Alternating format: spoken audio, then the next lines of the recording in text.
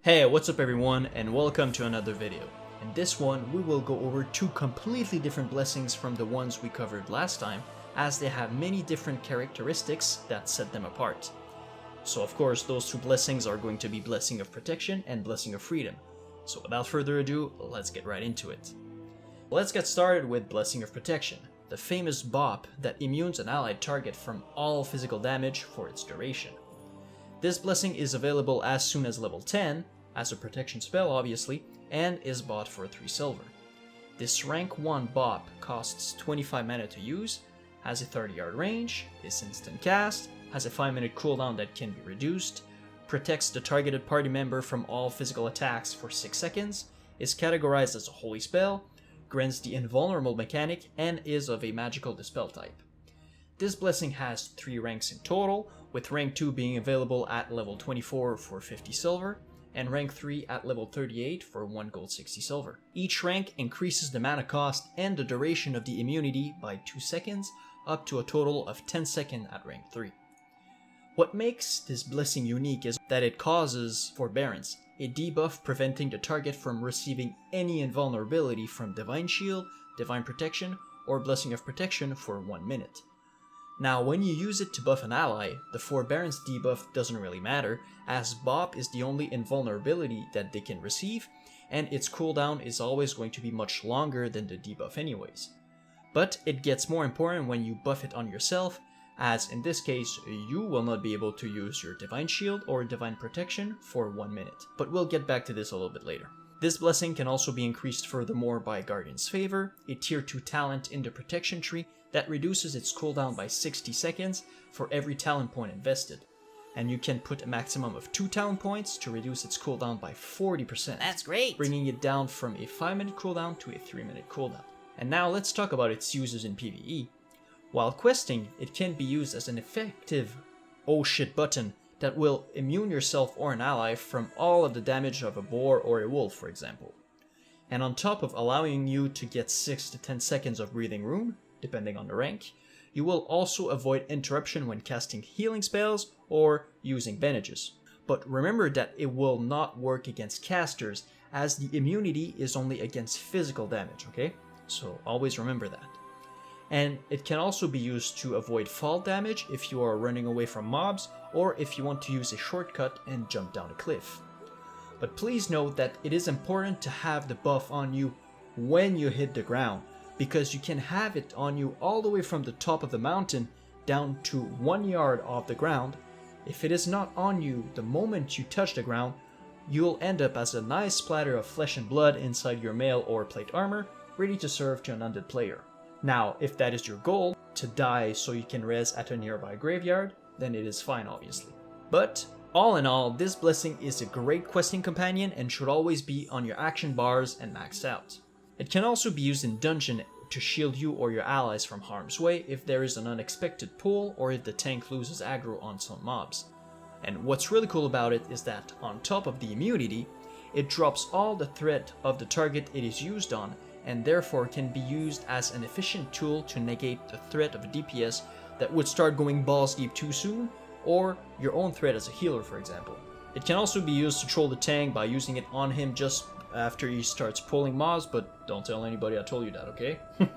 The only thing that you need to be careful about this blessing is the Forbearance debuff if you use it on yourself. Because if you accidentally use it and you are in a critical situation, you won't be able to use your Divine Shield, the famous Paladin bubble, that prevents all damage for up to 12 seconds. And the same thing goes if you think that you will be taking physical damage and you use it, but you end up taking a lot of magical damage. You can block yourself very easily with that one. And now for PvP, this blessing is going to be efficient to immune a target against high physical damage bursts, such as a big Tauren warrior who's just waiting to stomp on a little gnome. And it can also prevent the damage from a rogue, a feral druid, and etc. The only thing is that this buff can be dispelled and it is quite visible, so the horde will be able to see who is going to get the immunity and when, so be careful when using it around priests and shamans. And to get the most out of it, you will need to use it judiciously, because like I said, if you use it at the wrong time or against the wrong type of damage, you can easily turn the tide of the fight against your team, by wasting a very important cooldown. And now on to Blessing of Freedom. This blessing is also available early, at level 18 to be exact, for 35 silver. And you only need to buy it once, so you get the full potential of the blessing right away. So definitely buy it and put it on your action bars ASAP. Now, it costs 10% of base mana, has a 30-yard range, is instant cast, has a 20-second cooldown, and a 10-second duration that can be increased by a talent, is categorized as a holy spell, doesn't involve a mechanic, and is of a magical dispel type. This blessing will immune a party member from all movement impairing effects for 10 seconds, and as always, will override the previous blessing that was on that target.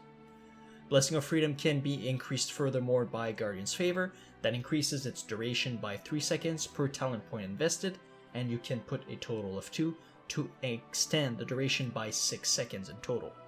And Guardian's Favor is a vital talent to take as a healer, or if you plan on PvPing, as it affects both the blessings that we are discussing here, and it is a great buff to your arsenal.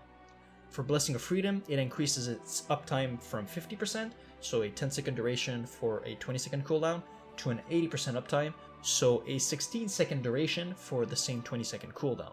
But that is if the buff isn't dispelled or purged early, obviously. That's amazing! And now, let's talk about its uses in PvE.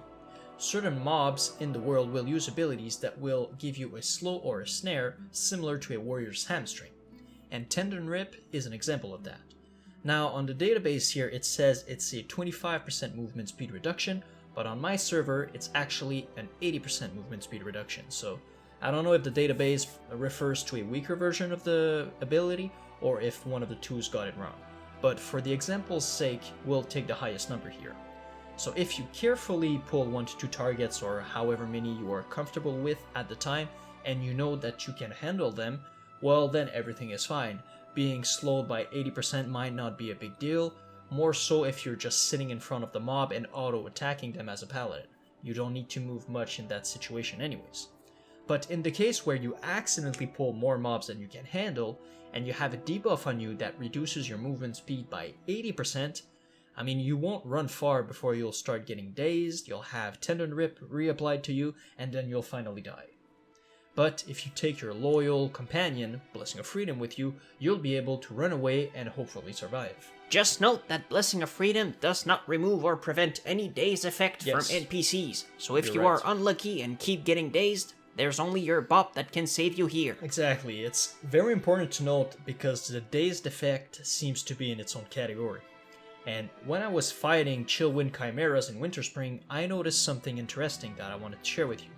So, the Chimera's basic attacks have a chance to chill you, reducing your movement speed by 30% and increasing the time in between your attacks by 25% for 5 seconds. Now, if you already have the debuff on you and you use Blessing of Freedom, it will remove the whole debuff, so you don't have the movement speed or the attack speed reduction on you anymore.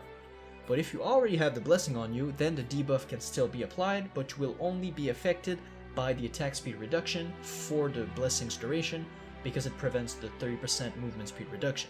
Now, in PvP, Blessing of Freedom can be used in multiple different situations, and the first one that comes to mind is making sure that your flag carrier, whether it is you or someone else, makes it out of the enemy's base without getting snared or slowed all the time. I mean, that's pretty straightforward. And if you are a warrior's pocket healer, that warrior will love you, because that blessing alone is super strong on warriors, as it negates their main weakness, the lack of mobility obviously. With that blessing on them, they will be able to catch up those dirty mages that would normally keep them frozen or slowed all day, and deliver them with what they really deserve, a juicy Moral Strike crit right in the face. BAM! But just like Blessing of Protection, it is important to use it at the opportune moment, as otherwise it can get dispelled very easily early on, and then you will have to sit through the whole cooldown without any benefits. So be on the lookout for nearby priests and shamans. Exactly, very important. And now, before we end this video, I just wanted to point out something that is also very important to increase your skills, whether it is for PvE or PvP. Get to know what movement impairing effect can be dispelled by clans, and those that can't. For example, clans can be used to dispel the snare from a Frost Nova, and the slow from a Frostbolt, for example, and also the crippling poison from a rogue. but it cannot remove the slow from a hamstring or curse of exhaustion, while Blessing of Freedom will be able to remove all of those. And if you see that a quick cleanse can take care of the slow or the snare, it's better to use that instead and keep your Blessing of Freedom for more dire situations where a longer immunity is going to be much more needed. And that's it for this video, guys. We hope that we were able to shed light on the utility of those two blessings in both PvE and PvP. And if you have any questions, you can leave them down in the comments down below. I will make sure to answer them. The next video of this mini-series will be on the more common blessing of Might, Wisdom, and Light. So take it easy, check out our other content, and also check out ClassicWoW.live. It is an awesome community platform for everything Classic WoW related content, and the link will be in the description down below. So until next time, guys. Have a good one. And stay blessed.